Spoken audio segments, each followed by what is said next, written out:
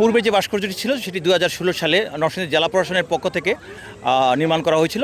পরবর্তীতে ঢাকা সিলেট মহাসড়ক 6 লেনে উন্নতি হওয়ার ফলে এটি ভেঙে ফেলা হয়েছিল। উপজেলা প্রশাসন যেটি করেছেন ওই দিনই আমার সাথে যোগাযোগ করেছেন, উপজেলা প্রশাসনের নির্বাহী কর্মকর্তা মাসুদ রানা সাহেব যোগাযোগ করেছেন এবং এটিকে দ্রুত সময় করার জন্য আমাকে উনি অনুরোধ করেছেন। সেই অনুরোধের প্রেক্ষিতে যেহেতু পূর্বের কাজটি আমি করেছি এবং আমি একজন বীর মুক্তিযোদ্ধার সন্তান, মুক্তিযুদ্ধকে হৃদয়ে লালন করি, সেই প্রেক্ষিতে আমি পরবর্তী সময়ে এই ভাস্কর্যটি আবার পুনরায় নির্মাণ কাজে হাত দিয়েছি। জেলা আমরা রায়পুর উপজেলায় এইমাত্র বীরশ্রেষ্ঠ মতিউর রহমান ওনার ভাস্কর্যটি আমরা উদ্বোধন করলাম এবং এরপরে এখানে আরও যেসব ভাস্কর্য রয়েছে বা আমাদের মুক্তিযুদ্ধের স্মৃতিস্তম্ভ রয়েছে, আমরা ইনশাল্লাহ চেষ্টা করব যাতে এটি আমরা আগামী বিজয় দিবসের আগেই যাতে আমরা এগুলোকে সংস্কার করতে পারি, সেই চেষ্টা আমাদের অব্যাহত থাকবে। 15.5 বছর ফ্যাসিস্টের আমলে আমরা দেখেছি যে ইতিহাসটাকে বিকৃত করে দেখা গেছে একমাত্র বাবার ইতিহাসটাকে প্রাধান্য দেওয়া হয়েছিল।